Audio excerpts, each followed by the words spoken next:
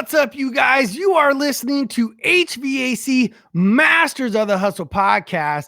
And here's your host,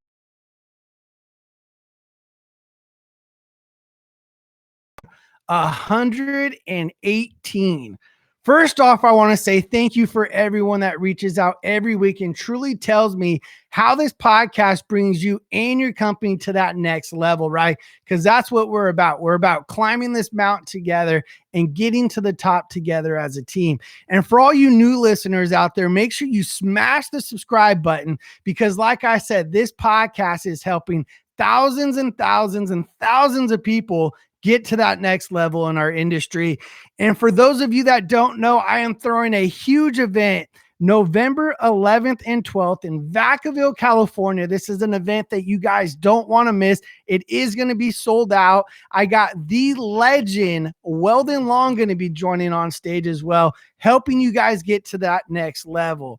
And man, do we have a great episode on the podcast for you guys today. Let's go ahead and welcome. He's been on the podcast before, so if you guys want to see his story, episode 79, let's go ahead and welcome the Bill Kean into the hot seat, the GM of Next Gen in SoCal. How you doing, brother? I'm doing good. How about you? Oh, I can't complain, man. I'm trying to live the best life every day, always being positive. I hear you. So let me ask you, the last episode we talked about how you got into the industry. You just came over to Next Gen and really accelerated to the next level. And now you're running the company as the general manager. So talk about your progression from the last time we talked, about 6 months ago to today. Yeah. So, I had my own company prior to this and had a, separation from my partner. And when I came over here, I knew that I wanted to just sell. That's kind of my passion. It's what I love doing. And Ish provided me that option. And I think honestly behind the scenes, he knew what he wanted to do with me. I wasn't in the mood to manage. I wasn't in the mood to be having sort of responsibility. And so it was pretty quick. I went out and hustled and grinded for, probably 3 months as a sales guy, and then just started doing sales trainings. And then quickly took over the service department, and then recently became the GM. So it was, nothing here at Next Gen happens slowly. Yeah. Right. Well, congratulations on that. That's a huge step right there. You really dedicated yourself to get to that next level. I see you on social media, all your positive posts. You're all about bringing your team up to that next level all the time. And one thing I want to talk about on this podcast is, we're not entering, we are in summer, right? So across the nation, summer's here, right? It's hot. So with you being the GM, how do you hold yourself accountable? And then how do you hold your team accountable? Because how many guys are you managing right now as the GM? We're at 268 employees. Ooh, 268 employees. So, you have your head wrapped around a lot of things, right, going on. Yeah, it's really important to have a strong management team. I would be nothing without all of the service managers, field supervisors, office managers, purchasing managers. Each one of our management team has really good control over their departments. Mm-hmm. For me, it's like I just go department to department, and my team's so strong that we just make small corrections. Mm-hmm. It's been all day long of putting out these little tiny fires, and every once in a while you got to remind guys like, hey guys, this is the process. Let's go back here. But it's a machine here for sure. Oh yeah. The way that you guys operate and everything like that, you have your numbers in front of everything, right? So that's a good way to hold your team accountable as well as keeping those numbers in front of you. Can you talk about how often you go through your team numbers with your team to hold them accountable and how often you go through those goals? So, we've got Data Cube here. And so it's real-time tracking of every KPI. And I have real-time tracking of everything. So if we walk into a service manager office, up on our service manager's wall, there's a large TV, and it's constant KPI tracking of every single one of his techs.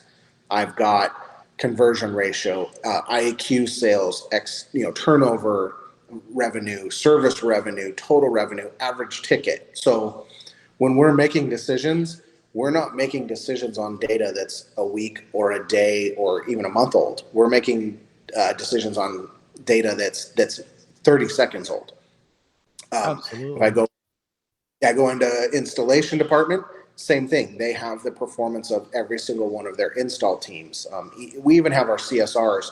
I know how many calls they're receiving, how many calls they're making, how many are being booked, So everyone kind of lives and breathes and dies by the data cube, and it's up. If you've ever been to our shop, it's everywhere. I mean, every single office has it up in the cube and in where all our CSRs are. There's a big tower, and it has TVs all around it, so you can't. And it's you've got a number one spot. Everyone's ranked, and that really drives a friendly competition. Absolutely. It drives them to say, I want to be like that guy. What's he doing? And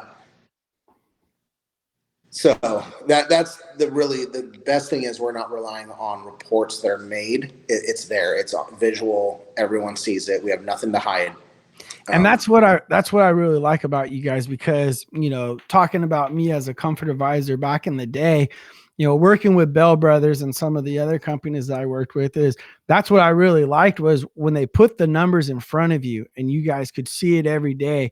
Like you said, it creates that competitiveness, right? Where you go into the office to turn in some packets and you're like, oh man, I dropped to number 2. Oh, how do I get to that? And then all of a sudden you see, I'm sure you guys do text message threads as well when someone happily involves a homeowner. And all of a sudden you look at that and you talk about that culture, really getting that competitiveness out of people as well. Right. As you've been a comfort advisor, being on the top over there at Next Gen. Yeah, we're very active in celebrating our wins, and we celebrate them as a team. It's so important. Yeah, like the Service Titan alerts, you would think it's annoying to know every single time an invoice is written. For me, every time my phone goes off, I look at it and I'm excited. I can't wait to shout out the brand new tech who just sold his first IAQ product, or the guy who just did his first $1,000 sale. Sales guys like, hey, it's 10 grand going in today. That's amazing. It creates excitement, and you're having all this data kind of thrown at you. And it's what you do with it. We celebrate it. I'll get excited and I'll shout someone out in one of our group chats. And then the service manager or the sales manager will text me. They're like, dude, that was mine. Like, what are you doing? I just get excited. I'm like, our team's excelling. And I remember when I was in the PM side of this, here, if you're kind of feeling down and you're like, man, oh, so-and-so just sold 20 grand. Oh, so-and-so just dropped 30 grand. Like so-and-so, you get that motivation. You're like, I don't want to be the only guy not on the board today. Exactly. So it drives that hustle. And we do it for every department has that.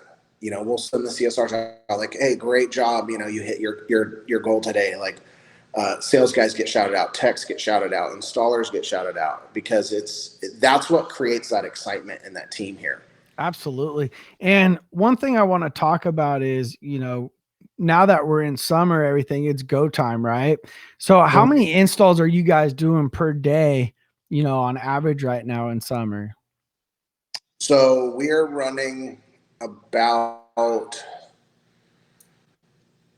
40 to 50 a day right now, with the capability to run about 80. Wow. That's like powerful. Yeah, like I got here this morning to meet with the installers. I actually meet with them every morning. So I come in at 7, between 6:30 and 7. I meet with the installers. I meet with the install managers, and then it's all hands on deck to get our team out. So we get about 28 teams out within 30 to 40 minutes most. And so from them showing up. How do you do that so efficiency? So a lot of it is we do prep work. We just built in fact, like where my office is now is an expansion, and we have a whole staging area. All the jobs that are being sold, like say for example today, are getting staged in our staging area. The product's pulled, the bundles are pulled, and everything's marked. So when the installers come back tonight, the night crew will clean their vans out, get everything ready to go, clean the vans, stock the vans, and then in the morning crew will come in, put the equipment in the van. So when the installers come in, all they need to do is show up. If they're missing a few items that they need for the job, they stop at our VMI, get the stuff, and they're out. Absolutely. So, And that right there limits so many callbacks, red tags, going off the job to go get parts and stuff like that. I preach about, passing the baton off from dispatch to technician to comfort advisor to install, right? And I'm telling you guys, that's how you have to do it right there. Is you have to have bay set up, bay 1, bay 2, bay 3, all whatever, bay 50, right? Because that's how many installs you're running. So imagine all these different bay setup. All your install guy has to do when he gets there is take everything, all the parts, all the materials, everything like that, and everything's already staged for him. He puts that in his truck, right? And then prior, when they get there the night before, they do a pull sheet of everything they used on the job prior. So then when they get there in the morning, that morning crew restocks their truck on the pull sheet. And it's just a continuous cycle. It's a beast, right? Everyone is to help everyone. Mm-hmm. Everyone here has their job. You know exactly what your job is, what your responsibilities are, and you do it. It's everyone from the drivers to the night crew. They know exactly what's expected of them, and it's done. And if it's a failure, we know exactly who to go to and how to correct the failures. Absolutely, right. As we continue to talk about installs and everything like that, how did you get your install team ready for summer? Because you talk about hot addicts and everything like that, teaching these guys that, staying hydrated and all this stuff. How do you get their mindset preparated? Because when I installed I always called first week of summer hell week, right? That's when your guys are getting thrown up on the side of the house, everything like that. So our guys are pretty, the beauty of where we're at now is the talent does come to us. We have really experienced installers. We have really experienced sales guys and technicians. And so the only thing we do is I start training for summer. We started prepping in January. Hey guys, here's what's going to happen. We do a countdown almost. We've got 90, and then we train on everything. Like, let's start doing this. We're going to prep for this. Let's get used to doing this. Let's get used to coming in at 6 a.m. And then it's okay. Now we're 60 days out. Let's start doing this. Let's do van checks. Let's get maintenance wise, and then we get to 30 days. And it's you kind of do a countdown so everyone's ready. And the weird part is it hit a little late this year here. Mm-hmm. So, D-Day came and everyone's like, okay, so we're prepped to go 6 days a week. We're prepped to go 12 hours today. It's 74 degrees.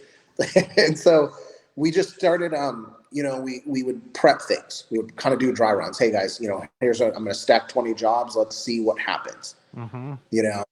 So then at that point we got to kind of practice it. But for me, I'm really big on finding the flaws and then fixing those flaws. Absolutely.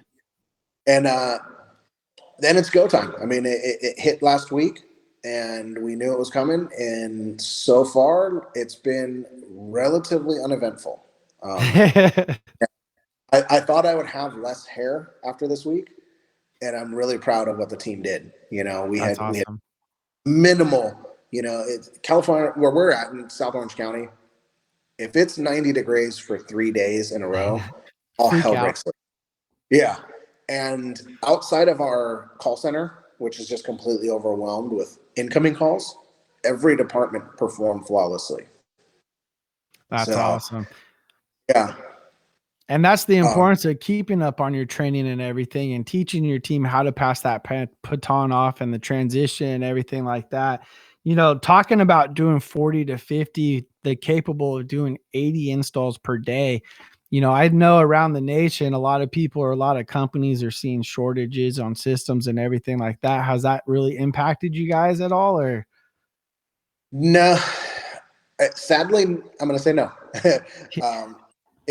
I love being in a position where I have the ability to go to our vendors and say, you're not going to let me run out of product. And it's been another thing. I knew it was coming. The industry knew it was coming. And so we've set things up where we're seeing price increases. I mean, ductwork is absolutely insane right now. It's up like 300%. But we've secured enough ducting to get us through the next 3 months. It's expensive, so our pricings will reflect it. Yep. Our relationship with our, we just had a real come to Jesus. You're not going to let this happen. We've forecasted everything we did last year, what we're pacing at this year, and we've got the equipment in stock to do that. So we've kind of set up our reserves to get us through the summer. We know that by the end, third quarter, fourth quarter, it's going to be back to normal. So we've kind of piled everything going into this. I feel bad. I truly do feel bad for the guys that weren't big enough to do this or that didn't have the foresight, because at this point I just read a letter from Lennox that unless you're a specific type of vendor and this and that, you're not getting anything from it. And then it's like, and if you are this level of vendor, you're not even going to get what you want. And I have everything in stock. Like we just walked the warehouse this morning, and package units were light. So I wanted to see and put my hands on them. And I'm like, this is crazy. Like there's guys that they can't do a duct job because they don't have the ducting. And I'm walking past 6,000 bales of ducting, this summer is going to be really odd because I think you're going to see these guys that didn't plan and aren't prepped and aren't maybe experienced. They're going to fail. Absolutely. And that was my next point is, because you guys set yourself up for preparation and went to your vendors and everything like that. I mean, here's the thing is, right now it's either sink or swim, right? So all these smaller companies that are, I hate to say it, but these are the guys that are your $4, $5, $6, $7,000 installs, right? These are the guys that we need to take out of the industry because they're the ones giving us the bad name, I feel like. So, and again, this is, your Uncle Buck in his truck that's just going straight to a manufacturer and just buying a system because they're selling it to him, right? So, this is definitely going to separate the big dogs from the boys, right? Right. I had a story yesterday working with one of my sales guys, and he calls me and we're bidding a duct job and we quote our price, and this other company's out and they're quoting half. And I'm telling my sales guy, I'm like, we're not known to walk away from a project. I mean, it's just something it's not in our culture to do here, but away from this one. And I said, we have to hold the line. I have to protect the customer that actually values us. I have to protect it so that I have the ductwork for him. Sales guy, obviously sales guys are pissed off that I'm not going to let him do it. And he leaves and he calls me back about 2 hours later and he goes, the guy just called me, signed the contract at our pricing. Come to find out, the company that was doing it for half told them, we're going to do it for half when we have the ductwork in stock. And they said 6 months. So these companies some of these guys are actually, I would say they're smart. They're actually collecting deposits on jobs to lock them down and for stuff that they're going to do in 6 months. I'm sitting here, I'm expensive. There's a reason people spend more money with me. And here's the reason. They're doing the job today. So that customer's going to have there for the summer. They don't have to wait till next year. Well, and then also with the price increases of ductwork and everything like that, first off, as a comfort advisor, you have to have confidence in order to upsell something when we were selling it for 300% less last year, right? And now all of a sudden we're selling ductwork from maybe, 6,000. Now we're at 12, maybe 13,000 for duct runs now. So you have to actually have that team, that sales team that feel confident. Hey, we're going to still go in those houses and we understand that there's a shortage out there, supply and demand, and we're okay with that. For me, it's an increase of my salary, not salary, but income. Yeah. I tell my sales guys, I'm like, every time we see a price increase, they drop their shoulders and, oh man, I'm like, guys, I just gave you another raise. What are you complaining about? And they're like, oh, it's harder to sell. I'm like, You guys are the best sales team in the country, hands down. You're going to complain over a little price increase? You can't sell Yeah. around that? Yeah. And I'm like, And the crazy thing is, I get the opportunity, as I get to travel the nation, and everything. And, I don't even look at the company's pricing when I go out there. Like when I do ride alongs and everything, I just take whatever I'm selling here in California. Cause I know everyone goes, oh, you're from California. That's why you're so expensive. Right. And I'm like, all right, cool. I want to ride with that guy. Right. And then I get out there, I'm just like, yeah, I don't even need to know your price. I'll just roll mine. I'm going to show you that when you create a lot of value, you show the owner that you're trustworthy and that you know what you're talking about, and you educate them. There's no reason why cost should be a problem. I mean, unless you're, extremely, extremely way overboard, right? But if it's a couple, $3,000, $4,000, $5,000, $6,000, I could do a $6,000 gap easy and still take the order. That's one of the things. So in my previous life, I was the most expensive contractor, and I knew it. So I learned from entering the industry how to be the most expensive guy in the house and be proud of that fact. And we've done that. We're not the cheap guys anymore. And so when our team walks in the house, I've just been driving and driving and driving into them. Guys, this is how we sell. This, people buy from people they like. People will spend more money, but from someone who's not their friend. And if you're not going to make a friend in the house, you don't deserve to ask them for their business or their money. And it took a little, you always get pushback when you make changes. And now I've got PMs are coming in. I mean, even this morning, I've got guys who we could not get them to a 10 a.m. call. It was like pulling teeth, too early in the morning. I've got a handful of PMs here they were here this morning at 6:30, sitting at one table, role playing, planning out their days, rehashing all their old, quotes, and just working together. And I'm like, man, what are you guys doing? You're here at 6:30 in the morning? Yep. And they go, since we've come in the morning and we do the role playing and we do the follow-ups like you taught us, these guys are, one of the guys he's done $100,000 the last 3 days in a row. In his one goal, he goes, I want to do $1 million a month. And I'm like, fuck, $1 million a month. You're going to do $1 million a day. Like, like, we're do think big. And That's what I'm saying is think big. No one knew that you could run a 4-minute mile until it was possible. Right. And he's sitting there and goes, man, all I have to do $1 million a month is I got to do 50,000 a day. And I'm like, yep. And so I've been working with him, driving him to do that month. And he came in this morning. He's like, Bill, I now only have to do 30,000 a day to do $1 million a month. And I said, I know. And he goes, I actually have like a $40,000 cushion. Yep. And now don't think that way, because you're going to have one bad day. Yeah. And he's driving. I mean, it's crazy. Like when you kind of change that mindset, you and I sell very similar. And, everyone's like, what do you do? What do you do in the house? I'm like, you can tag along with me. And I go, you're going to be underwhelmed. What I do is not magical. It's like, but I'll spend 99% of my time building a relationship and a true friendship with that guy, and 1% of my time actually selling them. And so I'm like, but if you don't call your customer back, if you don't text them within, the next day, if you don't do this, they're never going to buy from you. Yeah. Call them when you get to the house. All the simple stuff that like you teach is just basic. And it baffles me that guys don't do that. Well, when I found out that 80% of people, once they walk outside of a door, they don't follow up, that gives you 80% chance more than the other 3 guys of getting that job. Yeah. They have 3 guys. You're the only one that's probably going to be following up. I promise. Yeah. I tell my guys, I'm like, all we have to do is not be the other 3 guys. Yeah. That's it.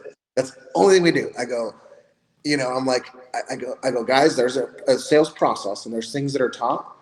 And I go, the thing is, if you we know who we're competing against. We can pick the 5 contractors that we're going to compete against. Yep. We all their sales. Half of you work for them.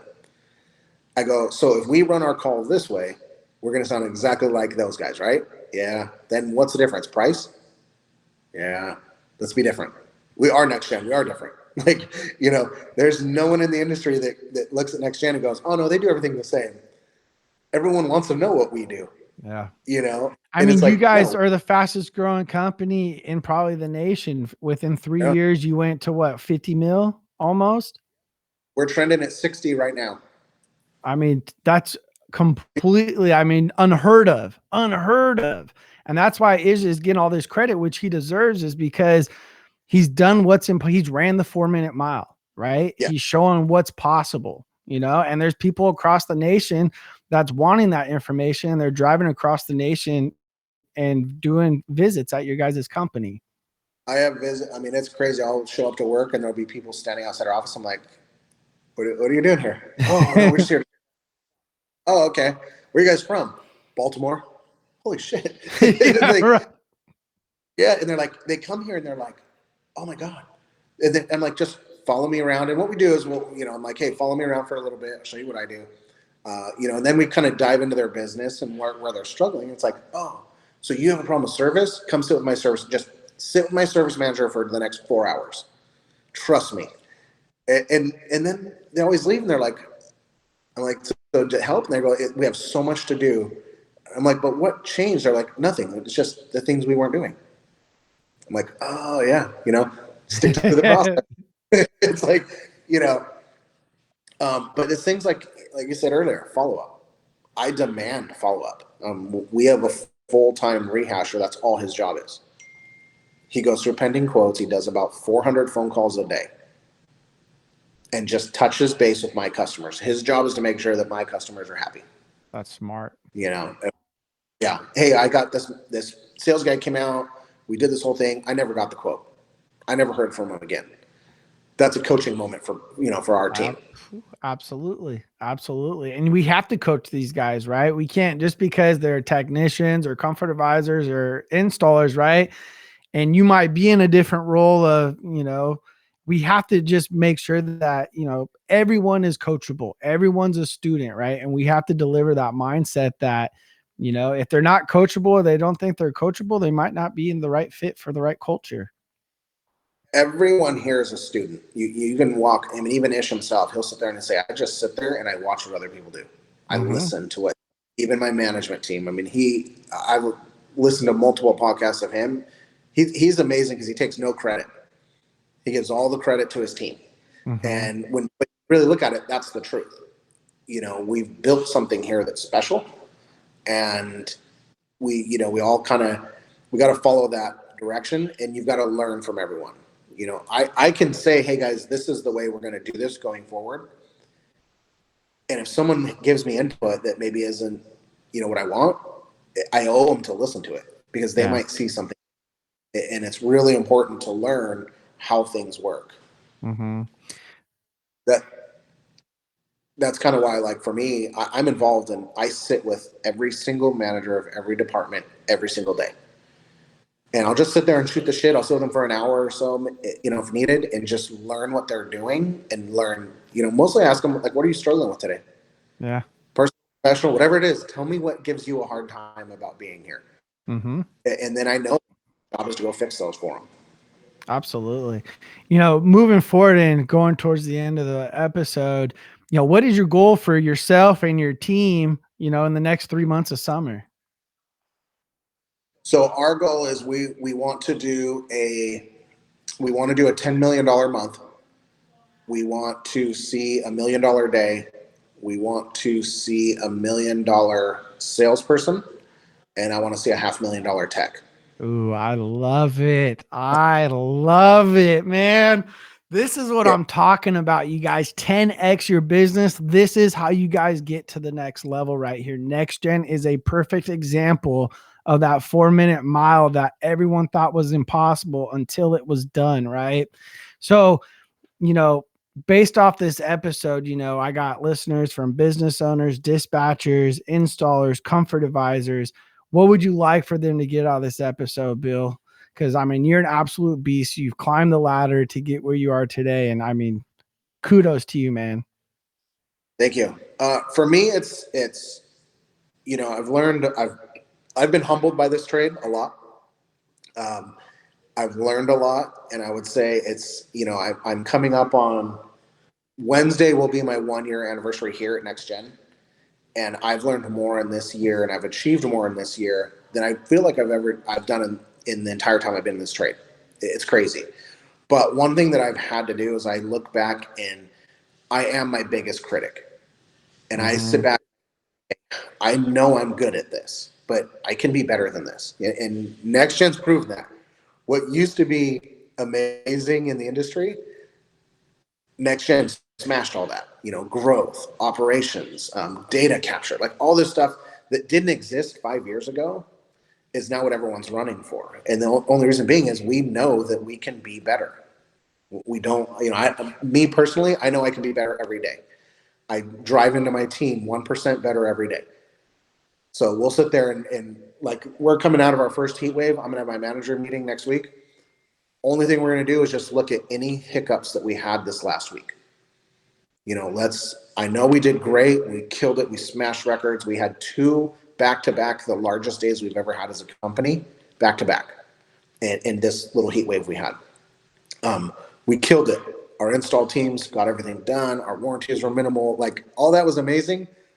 But we all know we can get just a little bit better. And in order to meet those goals, we know we have to be perfect. I mean, you can't hit stuff like that and be mistaken and have little. So it's really just look at yourself and see what, even if you think you're good, you can always tweak and tune it and make it better and better.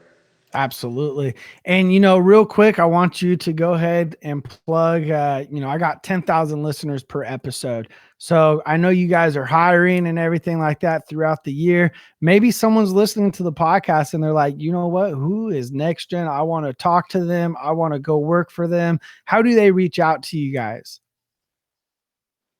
They can either reach us through our website. They can email. They can walk right up in the door. I have yet to not hire a guy who had the guts to walk into my office and ask for a job. It shows me a lot. Even if they're not the best technician, I can make a technician. But you can't teach work ethic. You can't teach hustle and grind. Absolutely. We have basically instituted, we are nonstop hiring. And that has assembled us. Fortunately for me, there's a lot of competitors who are not treating their employees well, and they're coming to my shop in floods. I mean, I think we just hired like 10 people from a local competitor who was not teaching, not paying their guys, doing stupid shit like right before summer, holding paychecks back or trying to screw them on commissions. I'm like, thank you, because I will never be overstaffed. All Ish has to do is turn up the marketing. Yep. We'll get the phone to ring and I'll get calls on the board. And so if you're looking to come and make some real money and run some calls, that's what I did a year ago. I needed to make some money quick and fast, and I knew Ish was the only one who could give me the leads. And awesome. I did my first $1 million quarter this year right before I got promoted to GM. And that was I was trending for a $5 million year as a service manager. So it was I kind of regret hitting that goal, but I love the position I'm in now. Absolutely, man. Well, thank you for being a guest in the hot seat. I mean, we're out here Saturday grinding away, man. And it's always an honor, and I can't wait to get you back in the hot seat. All right, buddy. I'll talk to you soon. All right, brother. Take care. Have a blessed day. You too. Bye.